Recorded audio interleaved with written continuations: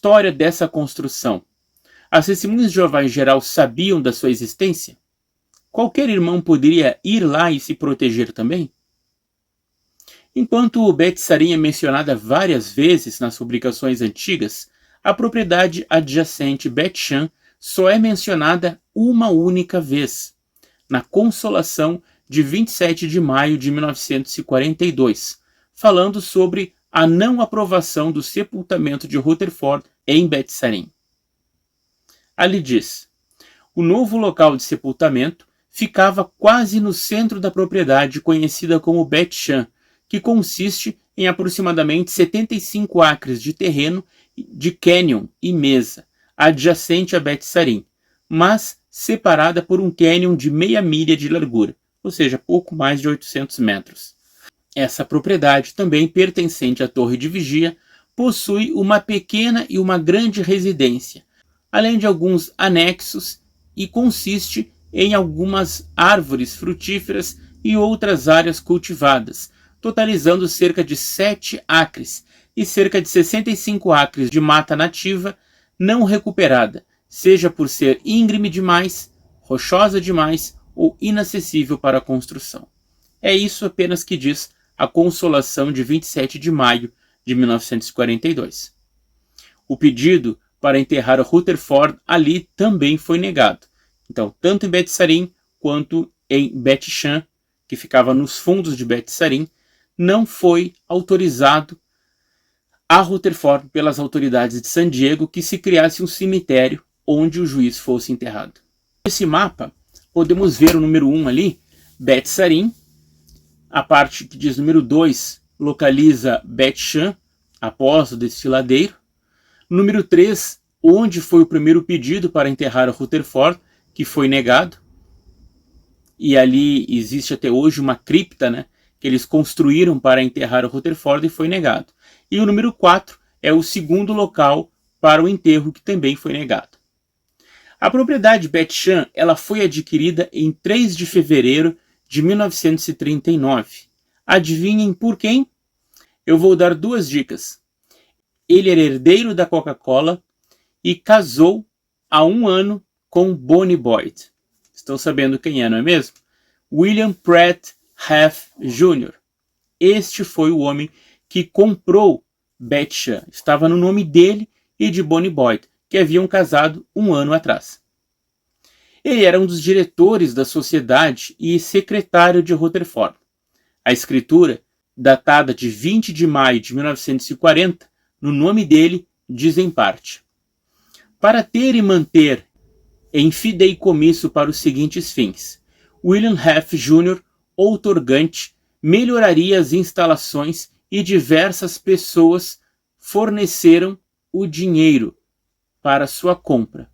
Ele e os que contribuíram creem e esperam firmemente o retorno à terra de homens fiéis, que serão nomeados adiante e que, de acordo com as Escrituras, daí eles citam, né, o Salmo 45:16 e Isaías 32:1, serão constituídos governantes visíveis na terra e desejam preparar a referida propriedade para eles.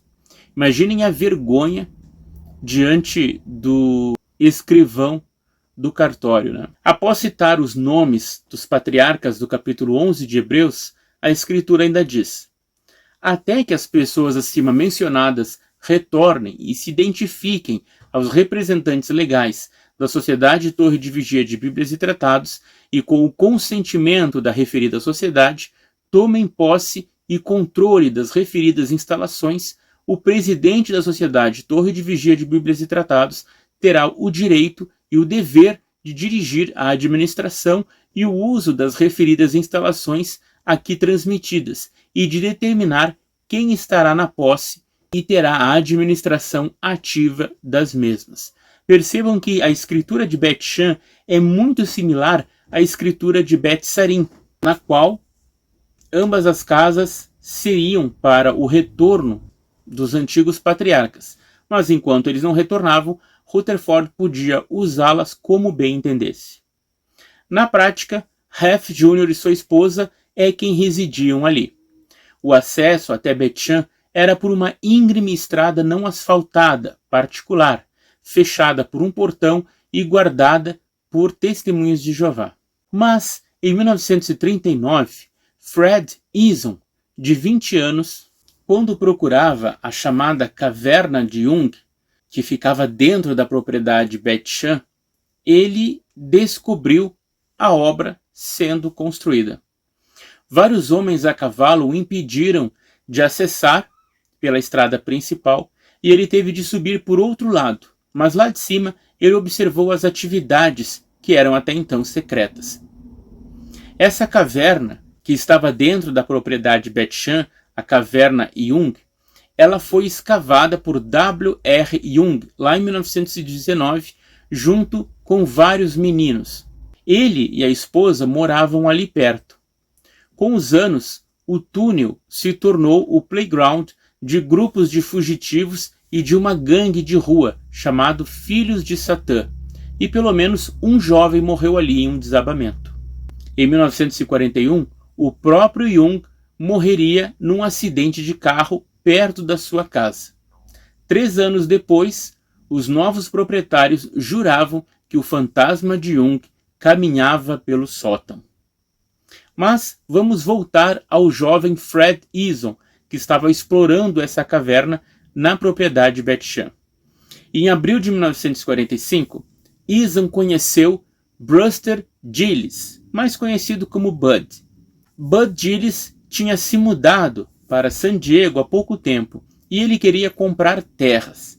Foi então que, pelo auxílio de Eason, Bud e sua esposa Beth compraram a propriedade e a área adjacente, totalizando 250 acres.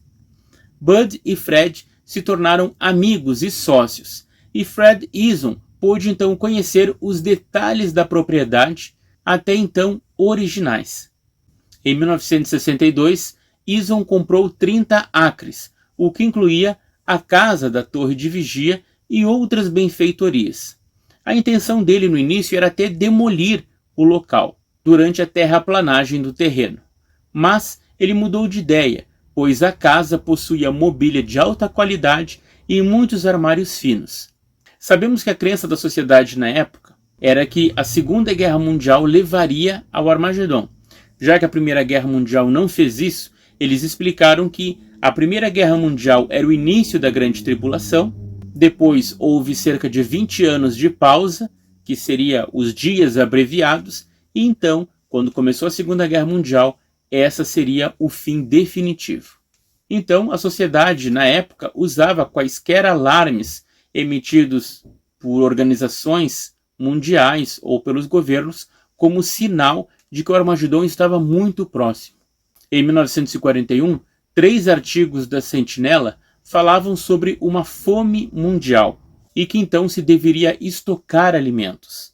E os Estados Unidos não seriam imunes a isso. Uma dessas publicações, a Sentinela de 15 de novembro de 1941, disse: "Uma grande fome certamente afligirá muitas nações da Terra em um futuro muito próximo.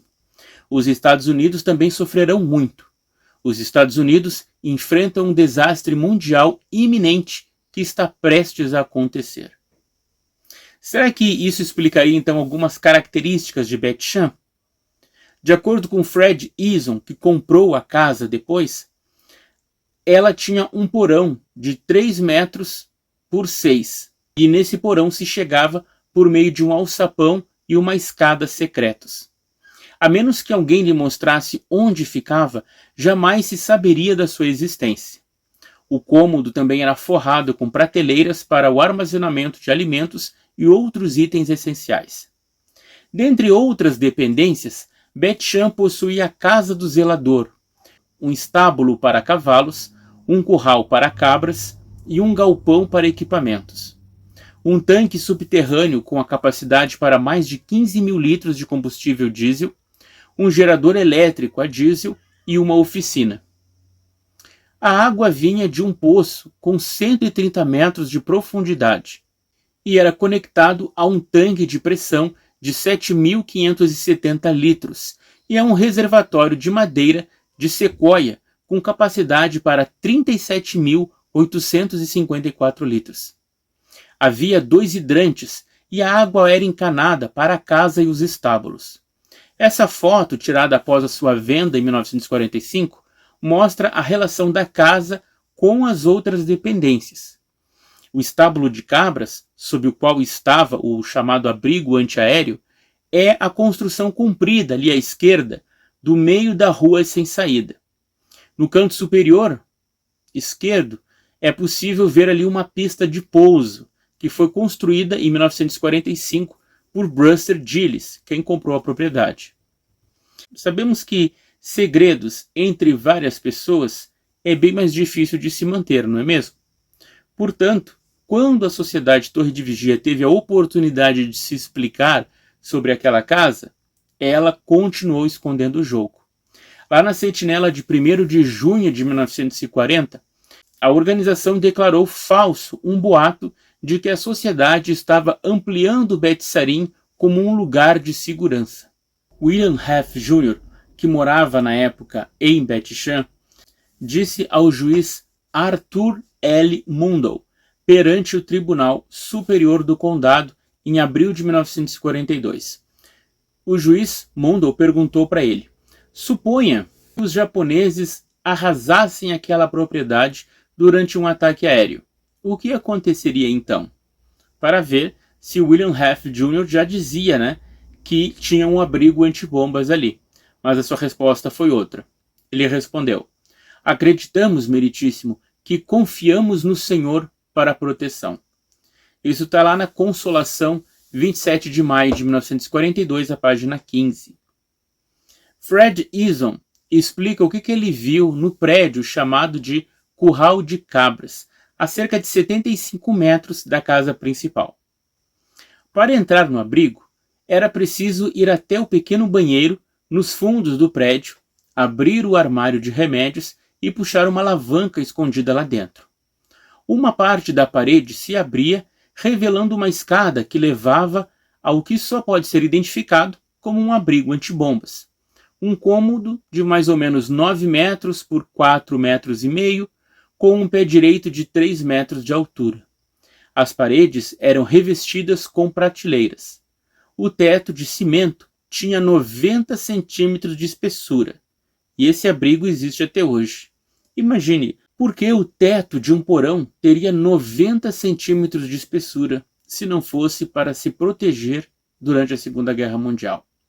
A mesma Consolação que mostrou a resposta de Heath Jr. disse na página 14: parece que o retorno dos príncipes é um ensinamento fundamental das Escrituras. É tão certo quanto a verdade da palavra de Deus. O juiz Rutherford dedicou grande parte de sua vida a tentar trazer este assunto vital à atenção do povo.